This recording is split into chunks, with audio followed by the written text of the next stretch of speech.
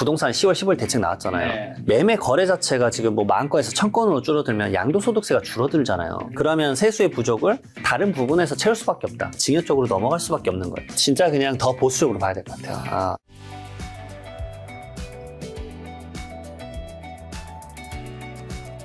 2026년 증여 세무조사 트렌드는 완전 다르다고 하던데 10월 15일 부동산 대책 나오고 요즘 세무조사는 이제 증여도 조사하는 건가요? 네, 맞습니다. 예전에는 네. 대부분 증여 조사는 이제 취득자금 소명하면서 조사했었거든요. 근데 이미 10월 15일부터 대출 규제를 뭐 2억, 4억, 6억밖에 안 하니까. 근데 부동산 가격은 막 말도 안 되는 가격이잖아요. 그렇죠. 접근 자체가 힘들잖아요. 그러니까 어제 뉴스 보니까 서울의 부동산 평균 매매 가격이 15억 돌파했다고 나오더라고요. 맞아, 중위값 12억. 그래서 봤어요. 야 15억? 그러면 이제 딱 그 정도 수준이면 LTV 40%에 6억 딱 걸리니까 6억 대출받고 9억 기본적으로 갖고 있어야 되는 건데 우와. 그 자금이 일반적인 분들이 많지 않잖아요. 거기다 더 높은 가격의 부동산을 원하시는 분들이 네. 많으니까 똘똘한 한 채. 그러니까 요즘 압도적으로 이제 그 가격이 올라가는 걸 보니까 이게 양극화돼서 좀 이런 표현은 항상 좀 그렇지만 증여 건수가 압도적으로 늘었어요. 예전이랑 똑같습니다. 예전에 2022년도에 규제가 좀 심하다고 확 풀렸을 때 또 증여가 확 늘었었거든요. 그때 물론 취득세 개편이 있었어요. 증여 네. 취득세 개편이. 그래서 많이 늘어났었는데 지금 10월까지 벌써 한 7,700건, 거기다 미성년자에게 준 것도 한 200 몇 건이 됩니다. 그러니까 이런 식이에요. 제가 이제 극단적인 얘기를 해드리면 네. 30억짜리 부동산을 자녀가 취득하게 한다. 그러면 50억을 그냥 줍니다. 50억 주면은 이제 증여세가 한 20억 정도 나와요. 그럼 나머지 금액 30억으로 너 그냥 30억짜리 사. 진짜 극단적으로 가면 요즘은 이런 식이에요. 왜냐면 네. 이거 어차피 50억까지 올라갈 거야. 어차피 한 번 줘야 되는데 이번 참에 줄게. 네. 그러니까 이제 매매 자체가 줄어들어요. 네. 토호제랑 조정대상 지역 묶으면 예전에도 그랬는데 서울이 월 평균 한 10,000건에서 플러스 마이너스 네. 3,000건인데 규제가 엄청 심해지면 이게 한 800건에서 900건을 떨어지는 경우도 있어요. 근데 지금 매매 거래량 확 줄어들고 있거든요. 네. 그러니까 중개사님들 다 폐업해버리잖아요. 막 그런 상황이 펼쳐지니까. 그래서 그런 상황에서 증여는 계속 늘어나고 있는데 그러면 이제 이 국세청 입장에서는 이거 증여 제대로 한 거 맞아? 조사해봐야겠는데? 그래서 증여세 세무조사가 오랜만에 펼쳐지고 있다. 많이 펼쳐지고 있습니다. 내년엔 훨씬 더 많이 펼쳐지겠네요. 요즘 국고가 많이 비어있다는 얘기를 제가 들었는데. 펼쳐질 것 같아요. 그래서 더 엄격하게 해야 되는데 과거 한 3년 전, 5년 전 패턴으로 이렇게 하면 안 걸리겠지 하시는 분들도 많은데 오늘 이거 딱 들어보시면 와 이것까지 봐? 그게 좀 있을 거예요. 오늘 다양한 서류 여쭤봤는데 첫 번째 케이스가 엄카 찬스도 잡아낸다고 하는데 이게 어떤 상황이 발생하냐? 엄마 카드 찬스겠죠. 말 그대로 이제 부담부 증여라 그래서 네. 아니면 이제 돈 빌려주거나 뭐 이런 케이스 많잖아요. 네. 부담부 증여 얘기를 들어보면 10억짜리에 이제 거기 뭐 임대차가 6억이 껴있어요. 6억 원 너가 갚아라는 조건으로 넘겨주는 게 부담부 증여인데 이제 이 상황에서 이제 부모님의 마음은 끝이 없어요. 그래서 또 두 가지 케이스가 발생하는데 첫 번째로는 그 6억 원을 몰래 갚아줍니다. 네. 어차피 자녀가 갚아야 되는 건데 그러니까 제 케이스가 이런 적이 있었어요. 그 6억 원인데 한 2년도 안 돼서 이것을 이제 3억 원에 150만 원 반전세로 바꾸신 거예요. 그래서 왜 바꾸셨냐 하니까 월세를 좀 자녀에게 소득을 마련해 주고 싶었대요. 근데 자녀가 연봉이 5천만 원인데 그 2년 만에 3억 원을 그러면 그 보증금의 그 차익분을 어떻게 갚았냐? 못 갚았죠. 그렇죠. 왜냐하면 부모님이 대신 갚아준 거예요. 근데 제가 하지 말라 그랬어요. 왜냐면 이거 채무 사후 관리라 그래서 매년 체크할 거다. 근데 설마 진짜 하겠냐 했는데 2년 만에 이제 국세청한테 연락을 받으신 거예요. 근데 내가 분명 전화하지 말라고 말씀드렸다니까 진짜 나올 줄 몰랐다. 3억 원 딱 내역 봤더니 아버지가 송금해 준 거예요. 새로운 세입자 구하면서 3억 원 갚아준 거죠. 그러니까 이렇게 하면 안 된다. 근데 이게 이제 가장 1단계라고 한다면 2단계는 요즘 어떻게 하냐면 야, 너 그러면 그 빚 갚아야 되는 거잖아. 그러니까 6억 원 임대차가 아니라 은행 빚이라고 해볼게요. 그러면 말 그대로 이자랑 원금 나가니까 너 그럼 이거 갚아야 되니까 너 번 돈 1원도 쓰지 마. 그러니까 연봉 5천만 원, 6천만 원이다. 그러면 너 1원도 쓰지 말고 내 거 카드 써. 그렇지. 그거를 이번에 12월 초에 잡은 증여세 세무조사 케이스 1번으로 올렸다라는 건 되게 의미심장한 거예요. 그러니까 야 이런 것까지 보나 하는 거를 이제 본다. 근데 이거 잡아내는 거 너무 쉬워요. 왜냐하면 연말정산 간소화 서비스 보면 근로자가 아니라 사업자도 마찬가지인데요. 내가 신용카드 쓴 내역이 1년에 얼마인지 나와요. 근데 그 근로자라고 가정을 해볼게요. 연봉 6천만 원인데 원래 그 정도 되면 제가 연말정산 해마다 몇만 건 하겠습니까? 엄청 많이 하죠. 플러스 마이너스 한 1,500만 원에서 그 정도 내외로 써요. 왜냐면 뭐 당연히 식비 쓰고 뭐 해야 되잖아요. 근데 그 금액이 갑자기 0원이 돼. 그러면 뭐겠어요? 엄마는 쓴 카드 내역이 갑자기 2천만 원이 늘어나. 심플하겠네. 예, 심플하게 잡아낼 수 있는 건데 요걸 첫 번째 케이스로 한 거예요. 생활비나 교육비 부모로부터 증여받은 혐의로 이거 잡아내겠다. 네. 그러니까 말 그대로 야, 이 정도까지 잡나? 라고 하지만 이제 그거를 1번 케이스로 올렸다라는 얘기는 이거 알고 있으셔야 된다. 네. 꼭 말씀을 드리고 싶었습니다. 이거 진짜. 근데 또 이게 부모가 자녀한테 몇 억을 줬다고 하면 이건 잡아야 되는지 막 생각도 드는데 부모가 자녀한테 카드를 준 거를 썼다고 하니까 이 금액에 따라서 뭐 좀 다르겠지만 이것도 이제 그렇게 하면 안 된다는 거네요. 예. 뭐 되게 작은 금액이면 뭐 사실 우리가 눈 감고 넘어갈 수 있는 영역이겠지만 그렇죠. 생각보다 그래서 잡힌 케이스도 많이 쓰긴 했어요. 제가 좀 뭐 지금 평균적으로 예시로 한 2천만 원 썼다고 말을 했지만 네. 막 자녀가 이걸로 사실은 막 금 사고 그랬어요. 왜냐하면 금도 카드로 긁으면 되잖아요. 그러니까 어느 정도로 보면 다른 자산의 축척을 또 한 거예요. 그러니까 너무 이제 드러나게 많은 비용을 네. 엄마의 카드로 쓴 거죠. 근데 본인이 쓴 지출 비용은 거의 제로고 그러면 누가 봐도 이거 뭐야 말이 돼? 그럼 결국 나중에 세금을 더 냈겠네요. 네, 결국 이래서 지금 추징하겠다라고 벌써 이제 진행 조사를 하고 있는 거죠. 아니 그래도 금을 사신 분은 추징 당한 것보다 더 돈 많이 아니 금을 샀잖아. 맞아. 올해 금이 뭐 70, 80% 올랐어. 말도 안 되게 올랐으니까. 그러면 이제 그 세금 내려고 또 금을 팔아야 되니까. 또 그게 또 아쉬울 수도 있으시겠어요. 자, 또 유사하게 응용된 케이스가 또 있는데 그것도 잡아낸다면서 이건 뭐 어떤 건가요? 이게 이제 할아버지가 네. 아버님 주택에서 전세로 살고 있었어요. 할아버지가 아버님 저택에 아버님 자가인, 아버님 소유인 주택에서 이제 전세로 살고 있었어요. 네. 근데 아버지가 그걸 자녀에게 부담부증으로 줬어요. 야, 너가 이거 임대차 보증금 내주는 조건으로 살아. 근데 그 임차인이 누구예요? 할아버지잖아요. 네. 그러니까 할아버지가 퇴실할 때 임대보증금 받았다라고 말만 한 거예요. 근데 사실상 이체한 내역이 없어요. 그리고 손주는 또 새로운 세입자 들이면서 그 보증금을 또 받잖아요. 그걸 또 유용을 해가지고 여기도 마찬가지로 해외 주식 골드바 사고 과도한 생활을 하니까 야 이거 까봐 했는데 계좌 까보니까 말 그대로 할아버지에게 임대보증금 원래 돌려줘야 되는데 그걸 안 돌려준 거예요. 그러니까 말 그대로 야 이 정도까지 보나라는 거 단계에 2단계 레벨, 3단계 레벨까지 이미 볼 수 있다. 저는 이런 것들을 이제 밥 먹고 맨날 조사를 하니까 사실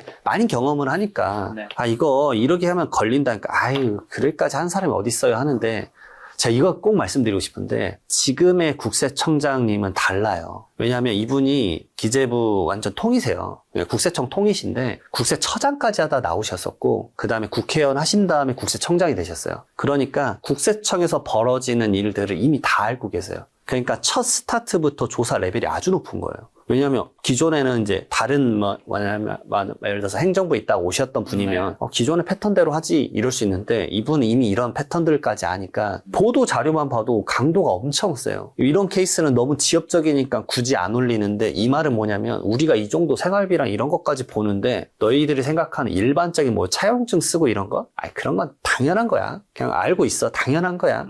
그런 이제 메시지를 내포하고 있습니다. 그러니까 정말 좀 허투루 하시면 안 된다. 조심해야 된다. 정말 강도가 세다. 자, 이번에 또 고소득 전문직에 대한 조사도 한다고 들었는데 어떤 케이스였나요? 제가 이제 10월 15일 날 대책 나왔을 때 제 거 채널에서도 말씀을 드렸었는데 100% 또 이제 의사분들 나올 거다. 항상 의사분들이 케이스로 나오거든요. 근데 여기 딱 진짜 보도자료 있습니다. 산부인과 의사와 성형외과 의사인 부부가 여러 채 고가 아파트 취득하고 미성년 자녀에게 증여하고 호화 사치 생활 용역. 정말 호화 사치 생활 했는지 모르겠지만 뭐 이런 거죠. 이제 이분들이 부동산 산 게 막 예를 들어서 극단적으로 가서 뭐 300억이다. 근데 막상 10년간 본 소득 보니까 뭐 이것저것 따지니까 100억도 안 돼. 이게 맞아? 라고 이제 퀘스천을 한 거예요. 물론 이제 부동산 가격이 올라서 그래 벌었을 수도 있는데 그러면 이제 뒤져보는 거죠. 근데 그 중에 이제 하도 국세청은 세무조사를 많이 하잖아요. 특히나 이제 의사분들은 정말 많이 하거든요.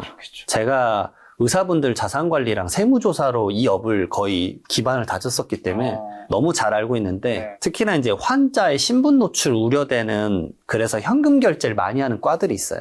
성형외과나 이런 과죠. 그런 과의 이제 빈번한 진료 과목에 대해서는 수입 그거 어떻게 누락하는지 잡아내는 방법을 다 알아요. 그래서 그런 것들에 대해서 증여자의 소득 원천까지도 보겠다라고 한 거예요. 왜냐면 이거 증여세 미성년자가 당연히 돈 없으니까 아버지 어머니가 돈 준 걸로 증여세 아까 말했던 50억 그래도 했을 거란 말이에요. 근데 이제 뒤로 가서 야 그러면 저분들은 돈이 어디서 나서 줬을까? 야, 근데 소득이 생각보다 낮은데? 그럼 이거 소득 누락 아니야? 그래서 현금 매출 누락을 이제 잡아내려고 했던 거죠. 그럼 많은 분들이 그러면 뭐 의사 계좌만 보면 되지 않느냐 뭐 이런 생각 하시는데 네. 의사분들의 이제 배우자 계좌랑 실장님 계좌는 당연히 봐요. 이제 더 말씀드리면 실장님의 남자친구 계좌까지 봐요. 왜냐면 분명 차명으로 받았을 거니까. 그러니까 그런 것까지 좀 많이 이미 네. 세무서에서는 알고 있다. 조금 조심하셨으면 좋겠다. 우리가 상점이라든가 뭐 길 가다가도 뭐 이제 그런 뭔가 결제할 때 보면 그 현금으로 할 시에 그 할인해 주는 경우 있잖아요. 그런 경우도 대부분 다 이 케이스라 보면 되네. 현금 결국 누락을 하는 케이스. 약간 있죠. 그러니까 저는 이제 아니, 약간 있지가 아니라 그게 아니면 할인해 줄 이유가 없는 거 아닌가요? 맞아요. 그래서 요즘 제가 많이 보는 데가 첨가물 파는데 네. 거긴 다 현금으로 받으시더라고요. 네. 그래서 제가 이제 저는 이제 아까 보면서도 저 한 분이 삔또가 상하면 말 그대로 고객이 저거 신고하면 바로 문 닫으실 텐데 저 가능하신가? 요즘은 탈세 제보를 너무 많이 하니까. 근데 아니나 다를까 저희 집 앞에도 첨가물 파는 데가 있었는데 3개월도 안 됐는데 지금 휴업하고 있어요. 임시휴업 때려버렸대요. 그래서 제가 저거 왠지 그냥 개인적 생각이었어요. 네. 아이고, 카드를 받거나 뭐를 해야 되는데, 네. 매출을 포착하고 싶지 않았던 것 같아요. 아무래도 뭐 현금으로 받은 거는 아무도 모를 수 있다고 생각하기 때문에 사실은 누락이 될 확률이 굉장히 높은 건 사실이잖아요. 맞습니다. 아주 높죠. 카드는 애초부터 거기서 그냥 자기가 누락시킬 수가 없는 거고. 맞습니다. 뭐 현금 영수증을 발급해주면 되는데 사실상 나의 뭐 연락처나 뭐 주민등록번호나 이런 걸 물어보지 않았다라는 건 그걸 끊어줄 생각이 없다라는 얘기니까 딱 이제 느낌이 오는 거죠. 자, 또 주택 증여할 때 감정평가가 중요하다고 들었는데 시세 60억 아파트에 39억의 감정평가에서 증여했다고 하는데 이게 가능한 건가요?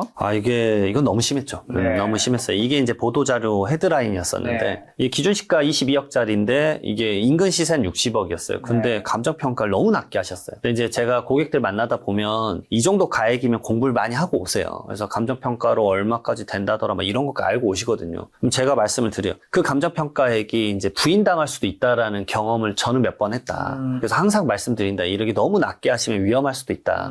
근데 이제 여기 보도자료 이렇게 나와요. 국세청 감정평가액의 80% 미만으로 감정평가한 법인은 시가 불인정 기간으로 하겠다. 네. 그러면 그 감정평가 법인의 감정평가서는 이제 국세청에서 몇 년간 안 받아줘요. 막 그런 이슈도 좀 있어요. 근데 여기 이제 너무 낮게 했는데 너무 낮게 하면 국세청에서도 자기들이 재감정을 합니다. 아니 이거 맞아?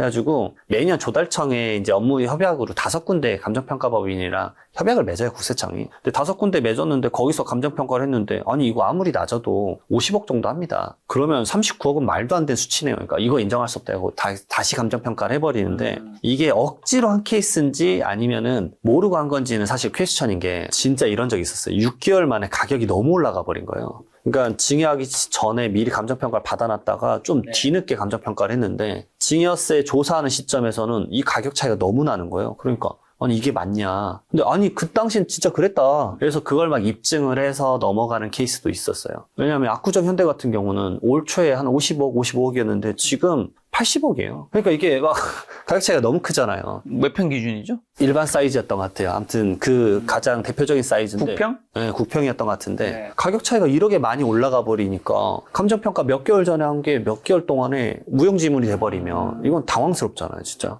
이 고객분들의 입장도 좀 있기는 해요. 사실 그래서 당황스럽긴 한데 너무 낮게는 또 못한다. 그럼 방금 말씀해주신 국세청 평가 금액의 80% 미만으로 감정평가한 법인은 시가 불인정 감정기간을 지정 가능하며 이런 코멘트 해주셨는데 그러면 80% 정도는 안 잡는 거예요? 예, 근데 그 80% 기준이 언질지 모르는 거죠. 50억에 나는 그 시가가 있었을 때 그때 감평을 해서 40억을 했는데 추후에 이게 60억이나 70억이 되고 나서 80%의 기준점이랑 너무 차이가 났다고 하면 또 할 말이 없어지는 거예요. 그럼 당황스럽네. 근데 국세청이 무조건 막 추징하진 않는데 이 케이스는 시세 대비 65% 정도니까 이게 너무 차이가 크다라고 해서 좀 이슈가 된 것 같아요. 자, 또 주택을 개인인 자녀가 아니라 법인에게 싸게 해준 것도 적발되는 건가요? 맞습니다. 이것도 똑같은 거의 가격대도 네. 비슷한데 이제 개인 간의 거래는 다 보니까 자녀가 주주로 되어 있는 가족법인에다가 우회로 준 거예요. 근데 이분은 감평도 안 했어요. 그냥 기준 시가인 29억으로 법인에 주겠다. 무상으로 주겠다.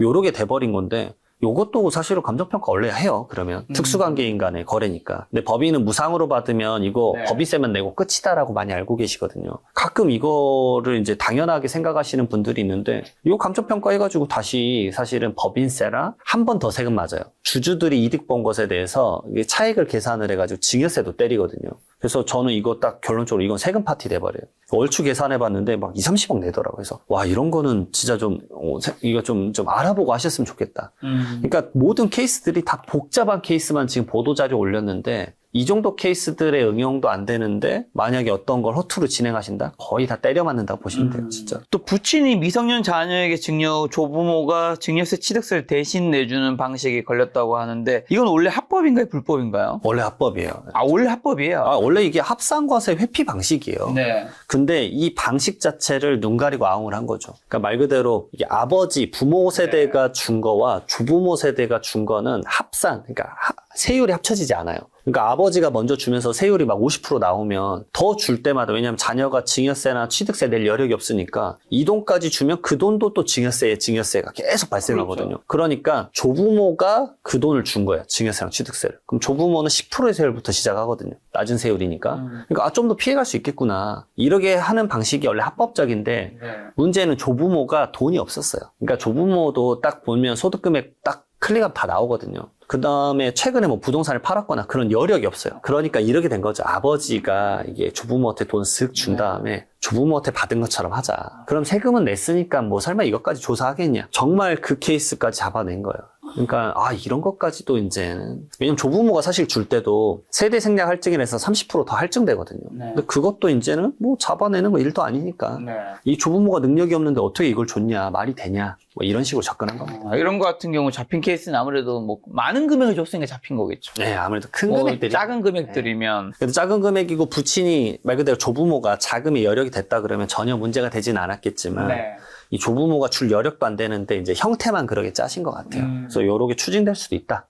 정말 위험합니다. 자, 뭐 다들 알고 계시겠지만 모르실 수 있으니까 부모는 자녀에게 증여를 10년 얼마까지고 조부모는 얼마가 해줄 수 있는 거였죠? 똑같이 증여재산 공제는 이 전체를 합쳐서 직계 존속액이 5천만 원이요. 네. 좋은 질문이세요. 왜냐하면 이 공제는 같이 씁니다. 또 조부모가. 부모랑 5천만 원 10년간. 10년 5천에 부모만 해당되는 거 아니에요? 조부모까지 같이요. 그러니까 만약에 증여를 해준다 그러면 조부모가 먼저 주는 게 좋아요. 5천만 원까지. 그 다음에 세금이 나오는 부분에서 부모가 주면 거기는 세대 생략 할증이라 해서 30%가 안 얹어지니까. 그러니까 순서도 좀 중요합니다.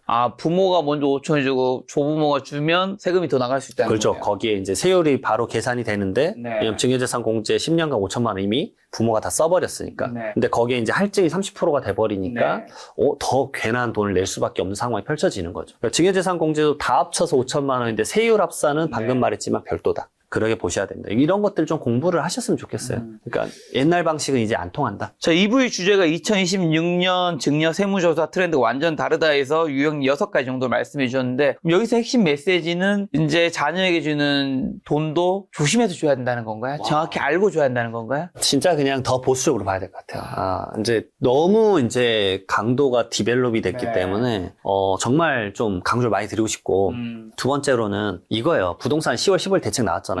매매 거래 자체가 지금 뭐 10,000건에서 1,000건으로 줄어들면 양도소득세가 줄어들잖아요. 그렇죠. 말 그대로 세수가 적게 되고 취득세도 적게 발생하니까 그러면 세수의 부족을 다른 부분에서 채울 수밖에 없다. 그럼 어디겠습니까? 이제 이런 다른 분야 증여 쪽으로 넘어갈 수밖에 없는 거예요. 그러니까 그 강도는 더 세질 수밖에 없다라는 점을 꼭 염려하셨으면 좋겠다. 그러면 이런 거 이제 본인들이 공부하고 뭐 챗GPT한테 요즘에 물어볼 수 있는 시대지만 또 정확한 거 알려면 원래 전문가 찾아가야 되잖아요. 저는 찾아가시는 게 좋다고 보는 게 저는 제 컴퓨터 바탕화면 바로 이제 윈도우 딱 키면 익스플로러 키면 저는 챗GPT 써요. 그냥 저도 바로 거의 다 물어보거든요. 그러니까 고객들이 이 질문을 물어봤었을 때 얘가 어떻게 답변하는지 궁금하더라고요. 저도 학습을 나름 시켰는데 틀릴 경우가 있죠. 많이 틀려요. 기장 쪽은 많이 정확한데 일반적인 양도상속 증여는 말 그대로 부동산 정책이 바로 업데이트가 안 되어 있으니까 좀 많이 틀리더라고요. 그래서 이거는 뭐 이렇게 알려주면 위험하겠는데 근데 가이드 잡고 오기엔 딱 좋기는 하신 것 같아요. 그래서 웬만하면 3명 이상의 전문가랑 상담을 해라. 저는 예전에 거의 10년 전부터 양도소득세 비과세를 한다 그러면 저는 이렇게 생각하는데 세 분한테 의견 받고 그 다음에 만약에 제가 비과세가 아니라고 느껴진다 그러면 저는 이렇게 말씀드릴 것 같다. 이거 먼저 과세로 내시고 경정청구라 그래서 세금 돌려받는 제도가 있거든요. 있죠. 네, 그걸 진행해봐라. 왜냐하면 먼저 비과세 넣었다가 비과세 이게 인정을 못 받으면 세금이 가산세까지 추징되지 않냐. 네. 근데 돌려받을 때는 오히려 환급 가산금까지 돌려받는다. 나는 이 접근이 나을 것 같다. 그걸 말한 지가 거의 10년째 돼가고 있기 때문에 이건 꼭 유념하셨으면 좋겠습니다. 소영범이 리치에서는 이제 이런 것들이 뭐 자세하게 들어간 컨설팅 하면서 이제 실제 진행하게 되면 많은 돈이 들어갈 수도 있겠지만 가벼운 상담 같은 거는 보통 이제 다른 세무사 분들도 하실 텐데 가벼운 상담은 또 상담비가 어느 정도 나가나요? 이거 말씀드리면. 아무튼, 시간 따위로서. 통상 어떻게 돼요? 그럼 통상을 얘기해 주세요. 일반적인 업계. 업계에서는 첫 번째로는 주택 관련된 뭐 비과세 상담이다 그러면 안 받는 분들도 많아요. 안 받는 분도 있고 실제 이어질 수도 있으니까. 네, 왜냐면 비즈니스로. 내가 이거를 잘못하면은 오히려 더 큰 여파를 받으니까 아예 진행을 안 하시는 경우가 많고 일반적인 상담은 1시간에 10만 원 내외로 받으시는 것 같아요. 10만 원에서 뭐 많이 받으신 분은 한 100만 원까지 받으시는 것 같아요. 그 대신 이제 강도의 차이가 있는 것 같아요. 어떤 정보를 모르는 상태에서 상담을 하면 당연히 10만 원일 거고 간단한 정보라도 캐치해서 조금이라도 더 파생되는 걸 알려준다 그러면 미리 시간을 쓴 거니까 거기에 대한 시간당 찰지가 나오는 것 같고 어쨌든 뭔가 내가 자녀에게 증여할 때 조금이라도 잘 모르겠으면 나중에 세금을 크게 내는 것보다는 그래도 미리 상담을 제대로 받아서 전문가의 상담을 받아서 조금 절세하는 게 되게 중요한 거겠죠. 저는 정말 추천드려요. 막 혼자서 먼저 신고서 넣고 그 다음에 모르세 하다가 다음 거는 나는 모르겠다. 네. 나중에 다 일 벌어지고 난 다음에 세무사도 어떻게 할 수 없잖아요. 사실. 못해요. 진짜 그쵸? 못합니다. 예. 일 벌어지기 전에 뭐 어떻게 할 수 있는 거지. 예. 그래서 자산가분들은 다 계약서 쓰기 전에 오시니까 예, 진짜 계약서 쓰기 전에 오셔야 됩니다. 맞습니다. 예.